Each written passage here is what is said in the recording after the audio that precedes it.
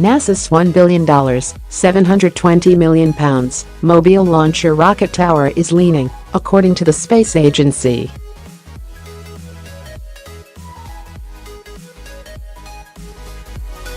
During recent upgrades to the 350-foot, 106-meter structure, NASA added a number of connecting arms, but it appears the extensions have put the tower on a slight tilt.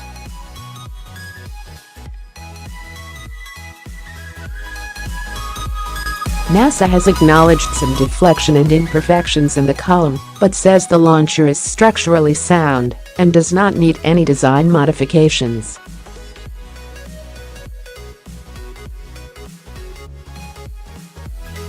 The Mobile launcher cost $234 million, £167 million, to build and is currently undergoing renovations worth $678 million, £485 million, to prepare it for the maiden launch of NASA's Space Launch System megarocket in 2019.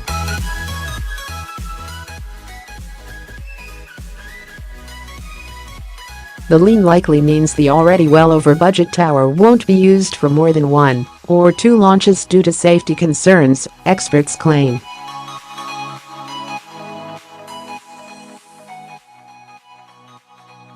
This in part because the structure, housed at NASA's Kennedy Space Center near Cape Canaveral, Florida, would need yet another upgrade after the rocket's initial launch to accommodate larger payloads.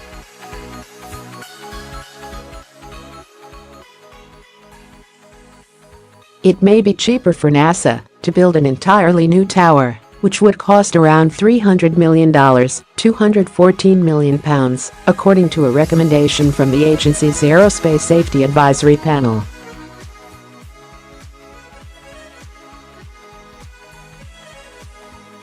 Speaking on the Mobile launcher's structural issues, a NASA spokesperson told NasaSpaceFlight that the tower's leaning bending was expected and will not require corrective work.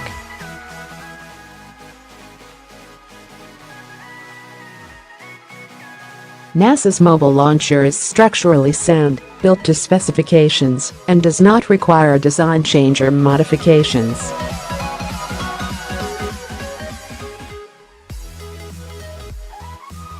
As expected, the mobile launcher is not perfectly still, they said. The launch tower was originally built to prop up the launch of NASA's human exploration spacecraft Ares 1, but the flight was cancelled by President Barack Obama in October 2010 as part of his NASA authorization bill.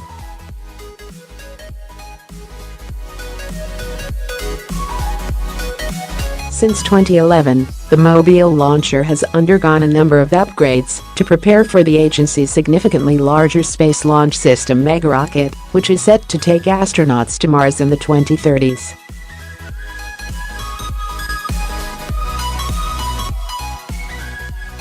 The NASA spokesperson said, "The first surveys of the tower in 2011 indicated some deflection and imperfections, which is not unusual for big steel construction of this magnitude."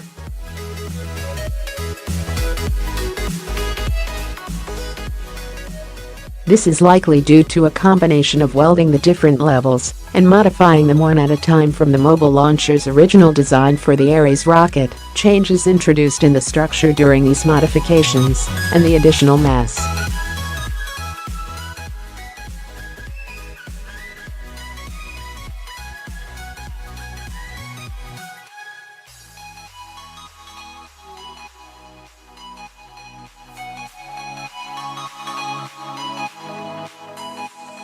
But while the tilt may not require a structural correction, it may limit the number of launches the Mobile launcher is capable of safely supporting.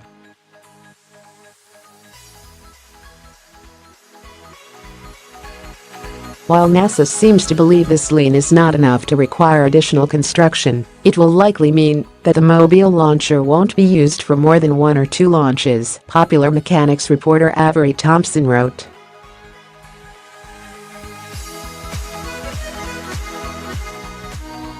News of the Mobile launcher's lean comes after NASA completed one of its first full-throttle tests of a Space Launch System (SLS) RS-25 engine.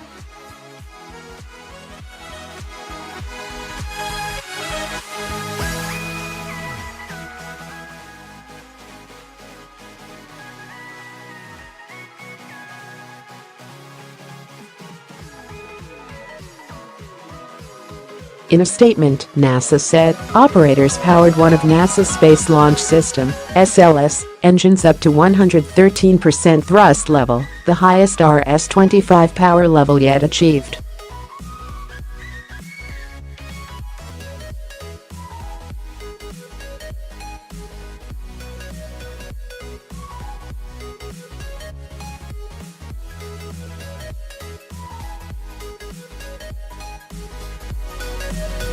This was the third full-duration test conducted on the A1 test stand at Stennis this year.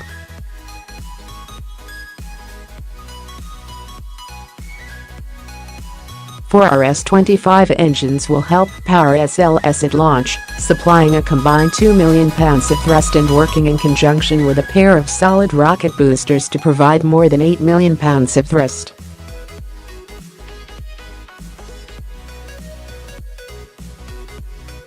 Increased engine performance is crucial for enabling SLS missions to deep space as the rocket, currently being built, evolves over the coming decades to carry astronauts and heavy cargo on a single flight.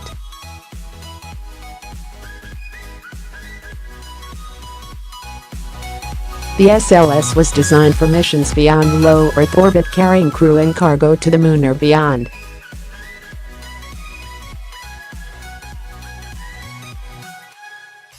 The initial configuration for what SLS can carry past low Earth orbit and onto the moon is more than 26 metric tons, with a final configuration of at least 45 metric tons.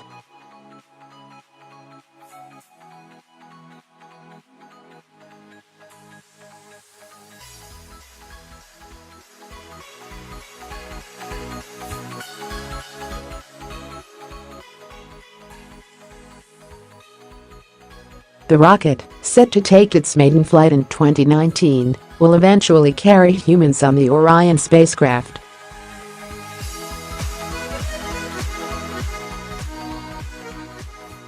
Over the next year, engineers plan to add additional 3D printed parts to the RS-25 engine to reduce waste and costs associated with the SLS.